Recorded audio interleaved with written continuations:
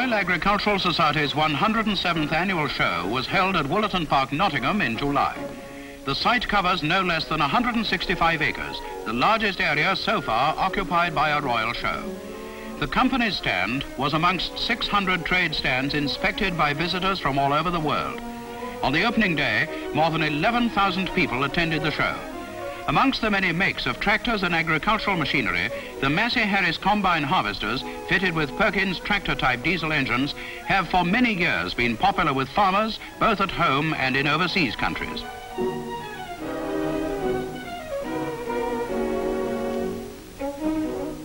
The recently introduced Bristol 25 tractor, fitted with its P3 diesel engine, is seen here with angle dozer equipment. On the stand of Rotary Hoe Limited, the Platypus L4-powered PD4 crawler tractor, a surprise exhibit at last year's Royal Show, again aroused considerable attention. The smaller Platypus PD2 tractor is powered by a P4 engine. The P-series Perkins diesel engine was again evident in the versatile Alice Chalmers tractor. The Road Haulage Association display a Dodge P6 powered diesel vehicle, yet another example of the wide range of applications in which Perkins engines are standard power units. A new and rather unusual exhibit in this diesel caravan, employed as a mobile headquarters by the Automobile Association. A P6 powered sedan vehicle, this is fitted with a two-way radio transmitter and a 60-foot aerial. Amongst the many exhibits from overseas manufacturers are German Lanz self-propelled combine harvesters, representative of the progress made on the continent during recent years.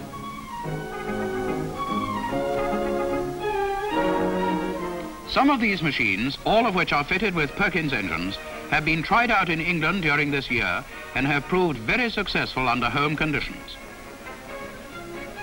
Another German company, that of Class, which is steadily building a worldwide reputation in the manufacture of combine harvesters, has installed Peterborough-made diesels for many years.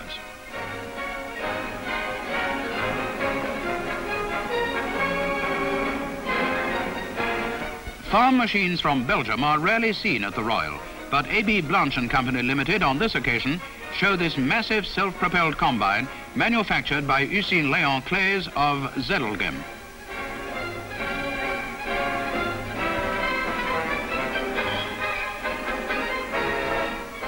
Marshals of Gainsborough introduced for the first time at this show their new diesel Track Marshal crawler.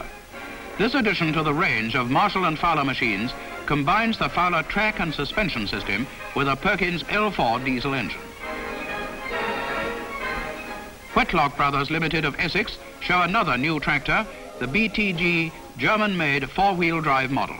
It is equipped with three-point adjustable hydraulic lift and linkage. An unusual feature of this model is that the P3 diesel engine is installed ahead of the front wheels. Now for a last look at the stand of F. Perkins Limited. Apart from working tractor units, the company show sectioned engines for the more technical of the visitors. It is appropriate that some of the many applications for which the Peterborough Company is internationally famous should be displayed at the Royal Show, largest of its kind in the world.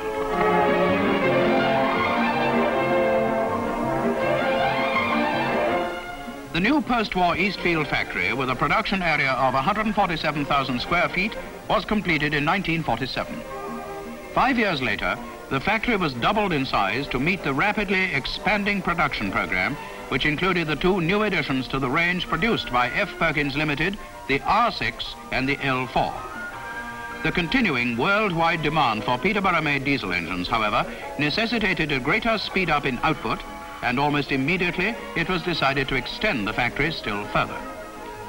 To house the additional machinery and equipment, the building of 11 new bays, commenced in August 1954, is already nearing completion. The company's Works Engineering Department is supervising progress of construction work by local contractors. The Deputy Works Engineer and the contractor's General Foreman are here making reference to plans of the site. All construction drawings were executed by the company's own draftsman. Inside the building, the familiar existing light green color scheme is being applied throughout. Based on a study of color dynamics, it has long proved successful. The roof of corrugated asbestos and glass may appear unusually high, but it has been the aim of the factory designers to provide as much air as possible for the operators. Apart from air, the need for natural light is also a vital one, and has been given much consideration in the design of this modern building. In the roof and windows, approximately 80,000 square feet of glass will be used. Concrete foundations are laid before fitting the 2.5-inch woodblock floor. This type of flooring is used throughout the entire Eastfield factory.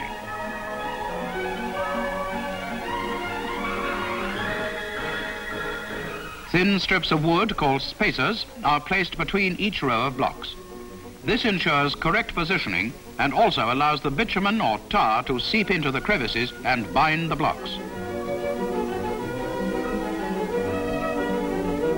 Wood block flooring has many advantages, including absorption of vibration and longer wear.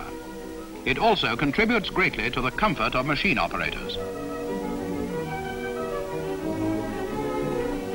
Though at this moment the building is incomplete, the work of plant engineers must go on. They are already assembling the many pieces of this giant engineering jigsaw. The position allocated to each piece of equipment is clearly marked out. Planning the layout of machinery months ahead facilitates speedier installation as the site of each machine becomes available. They are so arranged as to ensure maximum working space and freedom of movement for the operators. This practice is adopted throughout the whole of the Perkins factories.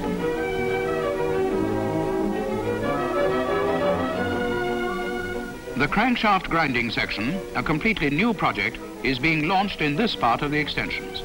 This machine, the latest of its type and the first to be installed, is here undergoing tool tests.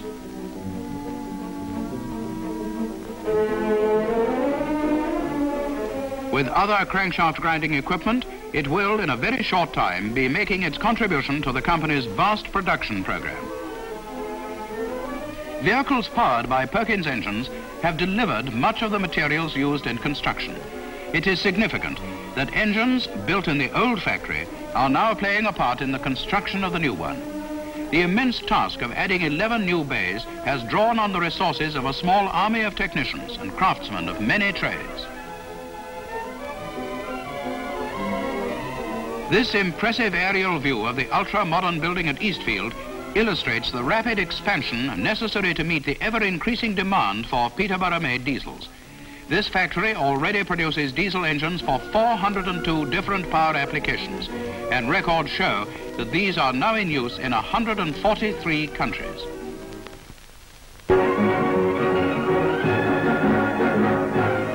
What is it that attracts you most when you join the crowds at the seaside?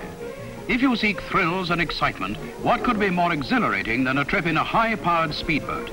Putting greens and palm court orchestras, or even the botanical gardens, are merely pale substitutes for this particular type of pleasure. This sleek craft provides enjoyment for hundreds of holiday visitors to Yarmouth. Here is streamlined grace combined with surging power. Power provided by two Peterborough-made S6 marine-type diesels. As the throttle is opened, the twin screws churn the water and the bow rises under the thrust from the powerful engines. Skimming the waves, the boat twists and turns to the delight of the trippers. No quiet snooze in a deck chair or stroll along the promenade for this high-spirited group.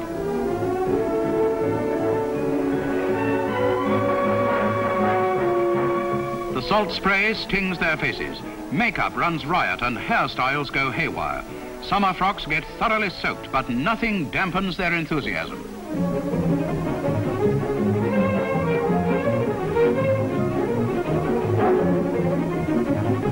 The wetter they get, the more they seem to enjoy it.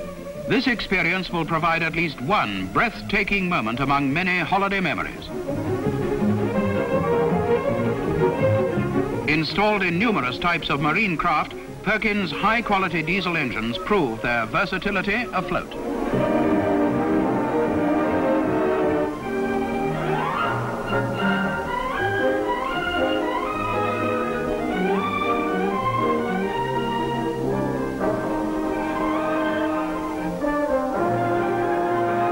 Situated in the heart of the fen country, Wisbeach is the largest strawberry-growing area in Britain. Representing well over 5,000 productive acres from Cambridgeshire, Lincolnshire and Norfolk, the Wisbeach area, as it is known, attracts hundreds of strawberry pickers, including housewives, holidaymakers and students from many distant places during the main harvesting months of June and July.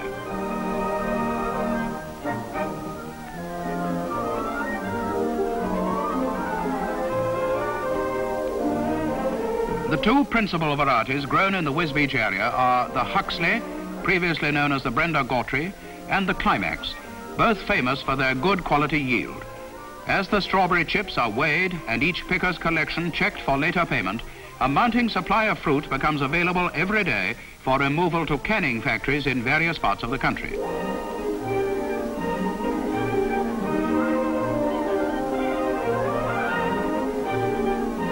A considerable proportion of the crop is processed by companies in the district, including the old established, well-known fruit and vegetable canners Smedley's Limited of Wisbeach. A seasonal industry such as this obviously depends on the weather for ripening, yield and the quality of the crop. An early cold spell can restrict the growth of the strawberry. A surprise pocket heat wave may produce too rapid ripening. This underlines difficulties facing both grower and canner. Urgency in harvesting what may be a bumper crop, and ability to cope with all the processing requirements of a highly perishable produce. From the time of collection and dispatch to the canners, the tempo of operations steadily increases.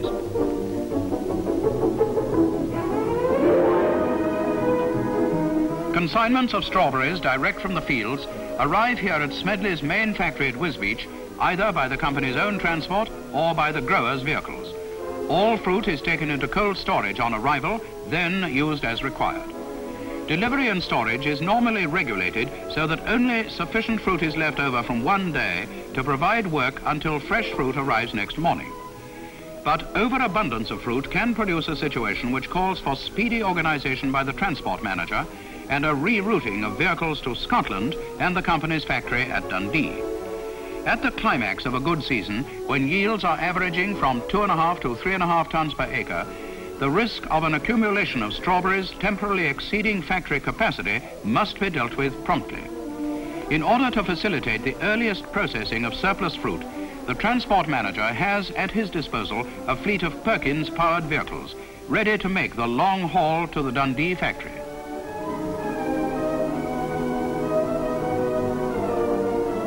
We now see the commencement of such an emergency journey involving an 800-mile round trip and demanding from the loaded vehicles almost continuous running for 36 hours. The Smedley fleet of diesel engine transport includes P3, P4, P6 and R6 installations ranging from 2,500 weight personnel carriers for local and factory use to 7-ton lorries. A marked saving in fuel consumption plus reliability has been achieved since they started operations. So to Scotland, with a change of drivers in the night, on to the final destination, Dundee.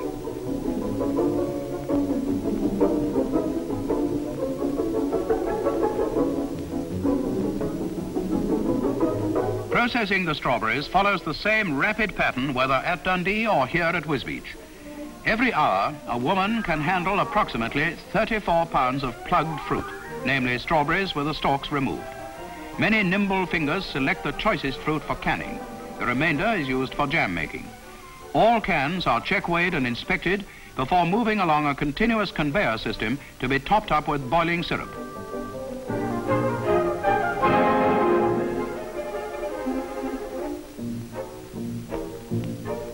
The lids are then code marked with a batch number and seamed on the cans.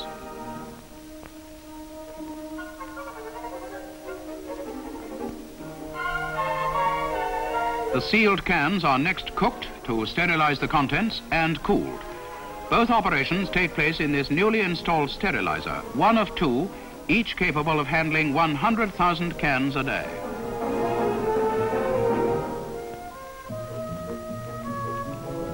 Throughout production in the factory and until dispatch, careful and constant laboratory checks are made. 10 to 12 samples are taken every hour to keep a uniformly high quality standard. Now to the finishing stages, in which the cans are labeled, checked, and packed in cartons.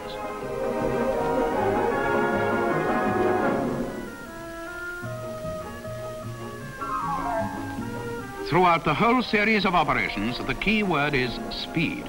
For speed prevents the strawberries becoming soft and losing the flavor only very freshly picked fruit retains. The total time taken for it to pass through the factory has been little more than 1 hour. Now the various stages are complete, and it's back again to the fields for still more strawberries, for fruit that can be picked, collected, processed, and on the road in 24 hours to shops everywhere, here or abroad.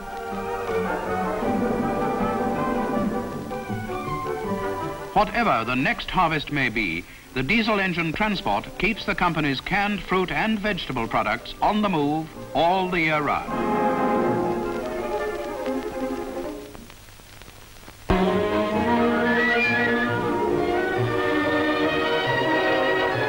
Near the Northamptonshire town of Kettering, and occupying 100 acres of delightful open spaces, stands Wickstead Park. Dating from the period of the First World War, the park has continuously developed through the years into the attractive recreational centre it is today.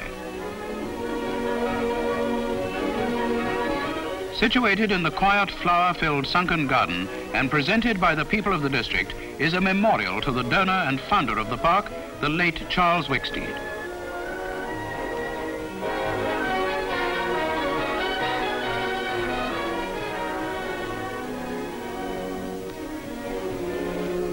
The happiness of children.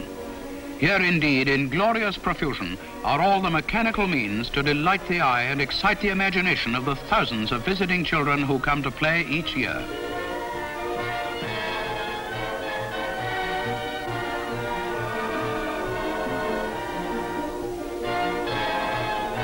In addition to expressing the wish that admission to the park should be free, the founder gave much personal attention to the design of these amusements to make them strong, safe, and damage-proof.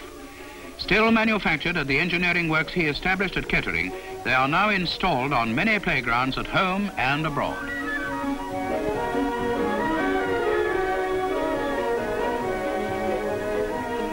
Not every enjoyment is confined to swings, slides, and seesaws, however. One of the most popular pleasures is to take a trip round the park on the miniature lakeside railway. This was the last of Charles Wicksteed's many far-seeing enterprises before his death in 1931. The carefree atmosphere pervading every activity is very well typified here. Parents join with children in taking their seats before leaving for a novel ride past the park's many varied attractions. One train alone is hardly ever sufficient to cope with all the eager passengers waiting at the station, and the romantically named Lady of the Lake operates with a second engine, King Arthur, on this busy day-long service. The two 33-year-old locomotives, both originally petrol-driven, have been powered for the past 3 years by Perkins P3 diesel engines. From their introduction, they have achieved a fine record of trouble-free starting and impressive pulling power.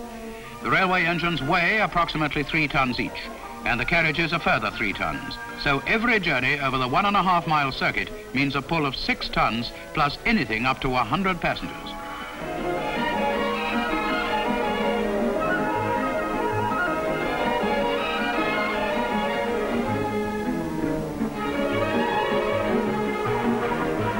These sturdy locomotives, operating 7 days a week during the peak season from June to August, have carried 300,000 people in 1 year.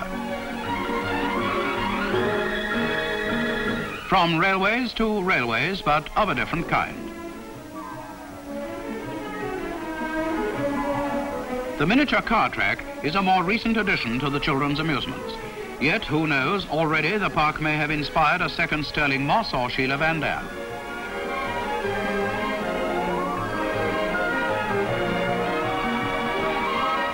Paddle and rowboats can be maneuvered with complete safety in the shallow pond, while Dad has plenty of scope to relax, or more likely row, on the nearby lake.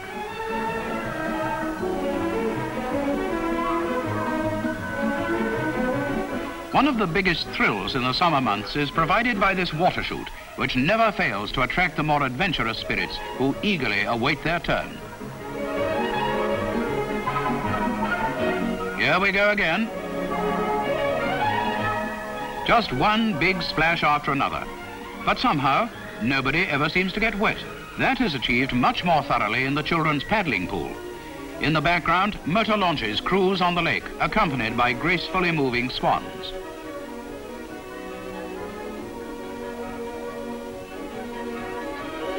This brief visit can give only a momentary impression of the many things to see and do at Wickstead Park. As the time comes to leave, we are able to take a final look at one of the two diesel-engine trains.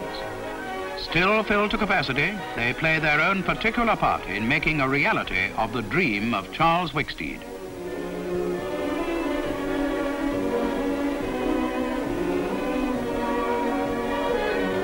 Every happy scene in this park is a living testimony to its founder and donor, the man who delighted above all things in the happiness of children.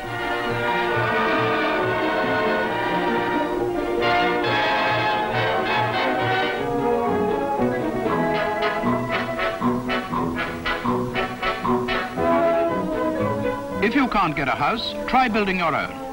This is the motto of a group of company employees who started the Peterborough Self-Help Housing Society in 1952. The idea of the scheme is that each member works during his spare time, guaranteeing to contribute at least 18 hours a week. Some have put in as many as 40 hours a week. Building commenced in March 1953, and now the scheme is complete, and the 28 houses are already occupied, with the exception of the last one. They are semi-detached, consisting of 2 reception rooms, a kitchen, 3 bedrooms, bathroom, and a built-on garage.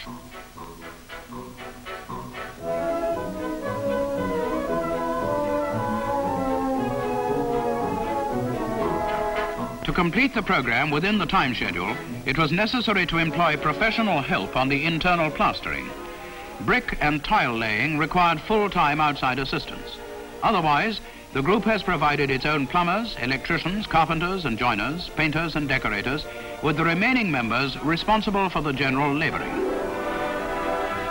So to the finishing touches being made outside the last house, soon to be handed over.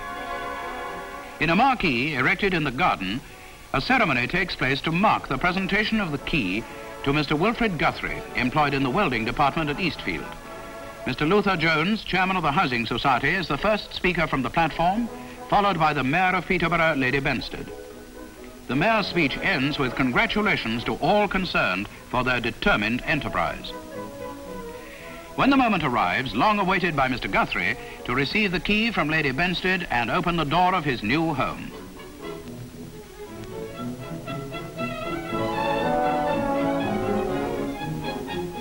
As many of the interested onlookers take the opportunity to inspect the house, the camera visits next door to meet the Mawson family. Although they moved into their new home only a week or so ago, there is a settled-in look about the house. Mrs. Mawson is proud of her new kitchen, light, airy, and pleasant enough for the baking of any cake. Even washing up appears a less unattractive chore for elder daughter Cecilia.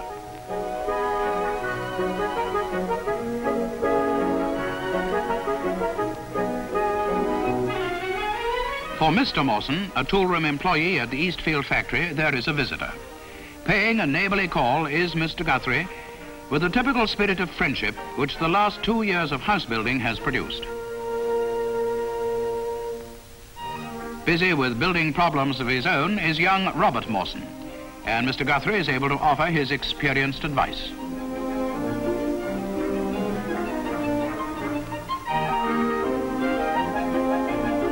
For the youngest lady in the Mawson household, it's up the brightly lit and newly painted wooden hill to Bedfordshire, with all the additional fascination of still unfamiliar surroundings.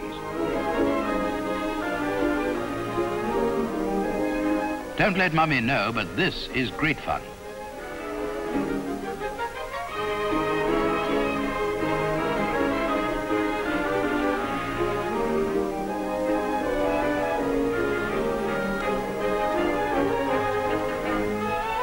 Well done, made it at last.